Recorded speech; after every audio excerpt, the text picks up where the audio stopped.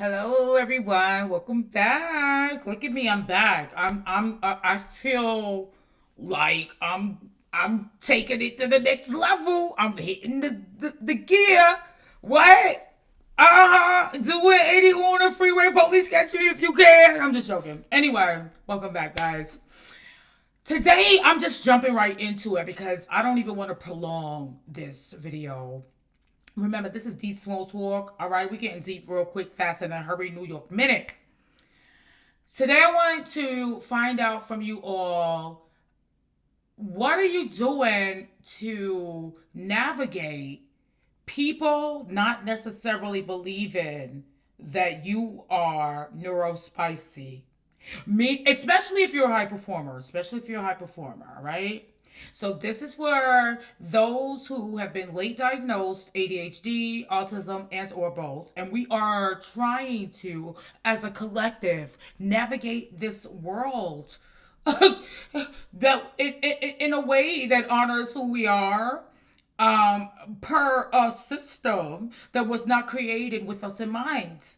Okay, so that's first and foremost. But how are you all navigating that? So I'll tell you how I'm navigating it. Sucks.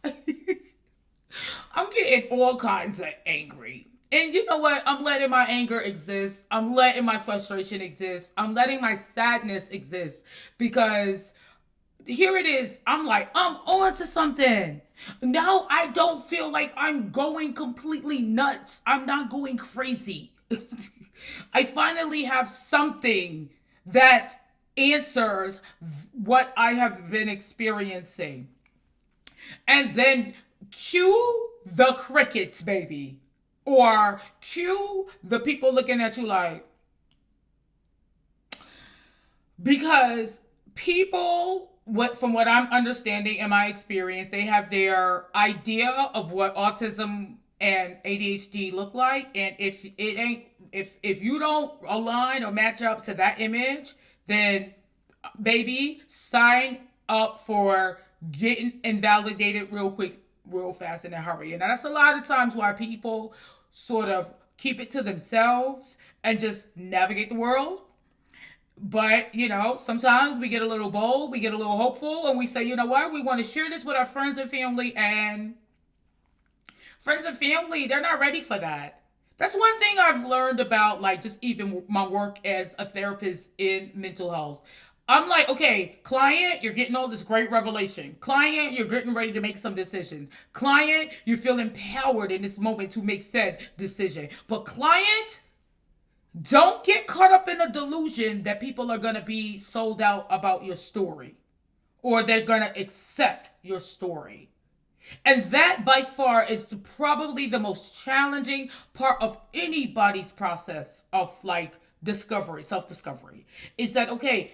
Finally, I got some answers. Now that I got these answers gathered and I can communicate this, I'm going to share this with my friends and family. And guess what? You're going to see some of them like, I don't know about all that. What you talking about? Yo, you was just killing it. Yo, you got this business. Yo, you have this, the other. Nah, that's not the way I see it. Yo, that's what it. No, because you talk to people. No, because you connect with people. No, because you do this, that, and the third. And those are all the reasons why you should not be here telling me that you have autism or ADHD. Maybe I'll accept the ADHD. Some of that makes sense. With the autism, forget about it, man. And then you almost feel like you're back at square one. Seriously, because you're left up, like you're out there alone. You were already alone, struggling, right, to yourself, thinking you were going completely nuts. I know I was. But then the reality is you're really struggling because here's the thing: you share some information with someone, if they're not diligent and proactive enough to go find out more information about what their family member friend said to them about, like, hey, this is who they are, let me go find out more, let me be a student of them, then if they're not doing that, you can forget about it. You could be talking about this until you're blue in your face, baby, and I don't know who you would be trying to convince in that regard, especially when you don't see them taking action to find out more. Like, compassionate curiosity is something. Because now the person is positioning themselves to like, let me lean in. Because like, my friend and my family member would not be just saying this or telling me this if this was not a thing, their reality. So I best be finding out more. Not this fixed version of what I've known of them. And then here's the thing, there will likely be instances where I may not get everything that I want and need from this person, given the situation and the circumstances and this discovery, but I'm still all about that unconditional regard and love because I love them for who they are and not what they do. That's not going to be running to you, people. And maybe it has, and I would love to know down in the comment section what has been your experience when you found out that you were either autistic, or you had ADHD, or both, like myself. And then the response to that, I would love to know it.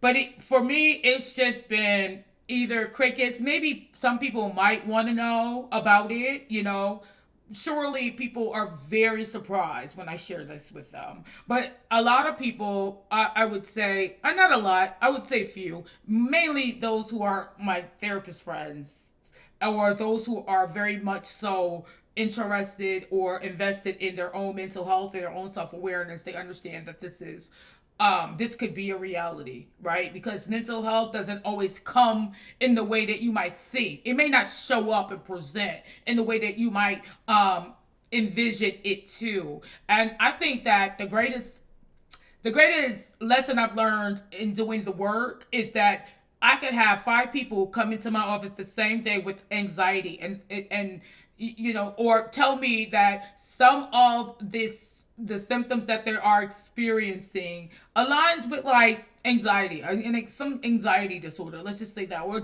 major depressive disorder. But they all present differently. Yeah, they all have a story. That's kind of what I learned also from doing my PhD, working on my PhD and the study and all that. Obviously I was looking for participants to interview that fell into a certain criteria, right? Because I was doing the study. And while they all had the same common denominator of an experience. They all shared a similar experience. But one thing that I learned is that they all ascribe different meaning to those experiences.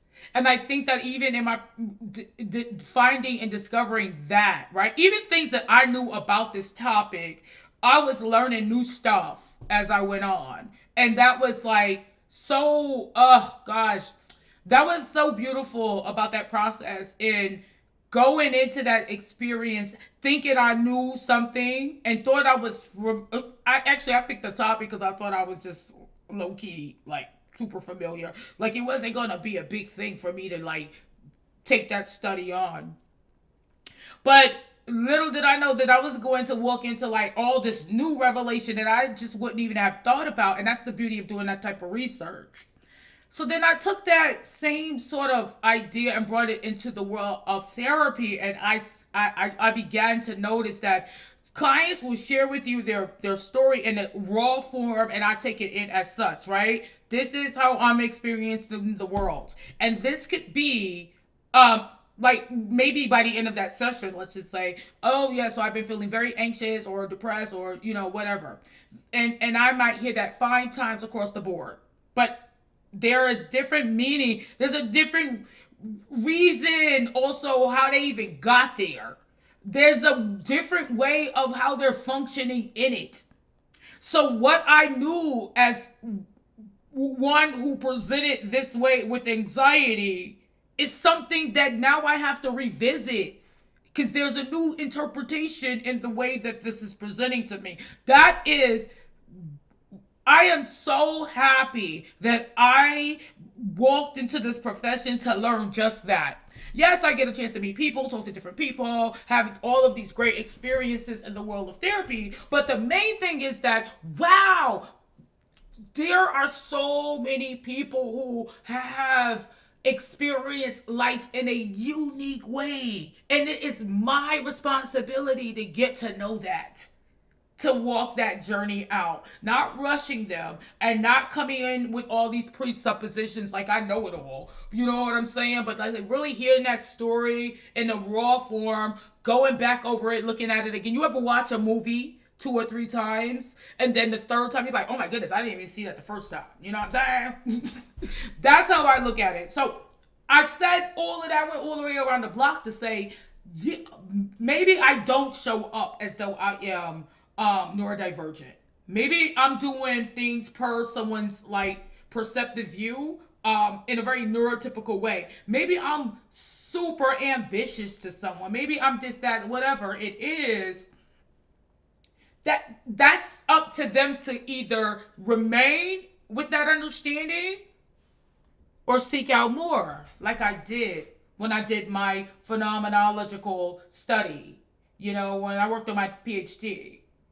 Phenomenology, study of lived experiences. Oh, baby, study them lived experiences because little do anyone know, all right? If I kind of broke it down as to, all right, you might see the success, but why don't you watch all the steps that it takes, all the delays, all the freezing up, all the tears, all the just feelings of confusion that it took and continues to take to get there. That is why I feel heavy about this because all the while I'm thinking, yo, something's going on. And then when I saw it out, you know what I'm saying, and I took extreme measures to get here, I didn't really let everyone know what I was doing, but I just knew something was off, and only I had to like find out. Because if I continued to listen to people, I would have continued to stay in the world of, oh, you are all right. Oh, this person, man, look at all you got to do. No, I would have been like, just keep it up with that and then continuing to mask, reinforcing the masking and not like looking for more to see, okay, wait, hold up. This is not adding up to me internally. And then perimenopause caused it whereby you can't even do all of those other things that you were doing before. You like that's out. You're tapped out. So you're gonna have to find out what's happening. I'm glad I did because I would have just again continued to mask. I would have been thinking I was a problem per usual, and then I would have had to like change some things up. Whatever. You know, I was even looking to go into a different industry. Let me go back to the marketplace because I mean clearly something is not working out here. Whole time. But now that I'm telling people, now that I've like kind of shook, I was like, you know what? I'm not even going to go about this individually anymore. I'm going to just put this out there for everyone to see because I like to try to be as transparent. Not all the way where I'm telling you all my 411, all my intricate details of secrets and this, that. No.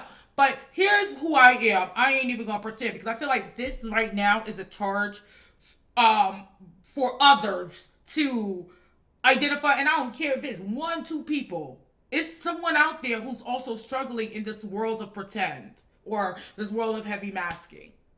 And my masking tends to be primarily in the realm of, I got this, it's all good, this is easy, all right, give it to me, I'll take it on. Because I'm having challenges. If I could take on these big booming projects and can't send an email or reschedule a doctor's appointment, there's a problem. If I find like basic life skills a problem on the back end and nobody really understands that and nobody even knows that. So it took for me to do that. But same time, crickets, nobody really asking any questions. I don't know if people are trying to wrap their head around it to believe it. But it's quite unbelievable to many people. And as such, their behaviors are following that notion. Oh, Angela, here she go again. And so when I sit back and I really take that in, that hurts, bro. Hurts. Because then that's when you're really, like, finally met with this idea. You are in this by yourself in this journey. And then guess what? Relationships will suffer because now you're saying no. They don't believe the reason why you need to say no. So because they have already did not accept that. So now they're thinking that now this is a personal situation. Now they're taking it personally. Now, you're the flaky person. Now you're inconsistent. And like I've been inconsistent and likely flaky the whole time. And maybe my charisma has like cleaned it up. But now I'm just like, I can't even do it. Can't even do it. So it's like, take me as I am. I'm not. Look, LMBO. I'm not laughing. So why am I LMBO in it?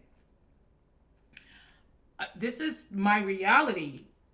Am I still funny? Sure. Am I still all the things? Yes, I got that. I got that. But like, I'm not doing that to gain acceptance anymore into these circles of people. I'm not gonna withstand something I'm very uncomfortable with, and I'm gonna let people believe what they want to believe. But the fact that they're not even asking questions, the fact that they're not even curious. But see, these are the same people that likely have some things going on themselves that they're not trying to be honest with about. So I think I get most of my you know support from people that I don't really know like that, because they're like also unveiling, unmasking, and they're showing up. But these are people like I don't know that I'm meeting online, which that's why I love social media, because you can get to meet your people. But then also, maybe some of my friends who are who do they work in mental health, so they understand. Obviously, I think I mentioned that.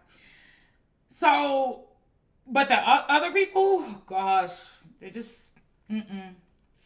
And guess what? I used to be in the business of like trying to like look front you with like information, over explaining, sharing before you even ask. I'm not even doing that. I'm like letting people ask your questions, whatever you like. I try to answer it, but you're gonna have to ask that question. I've already put it out there for the world to know, right? So it's up to you to kind of get more inquisitive. And if you don't want to, that's on you.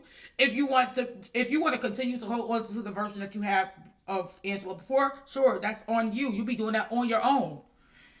I'm just not doing more than I can and more than I'm capable of, and I don't have anything to prove in that regard. I want to do things that are very pure and organic and true to myself. And I'm learning as I go. I'm learning as I go. Sometimes I'm like not even showing up in certain instances for myself and my ego. And that's like, oh, whoa, hold on, yo. Angela, you're not going to commit to that. You know what that does to your ego. You know how good you feel afterwards. I'm not even doing that.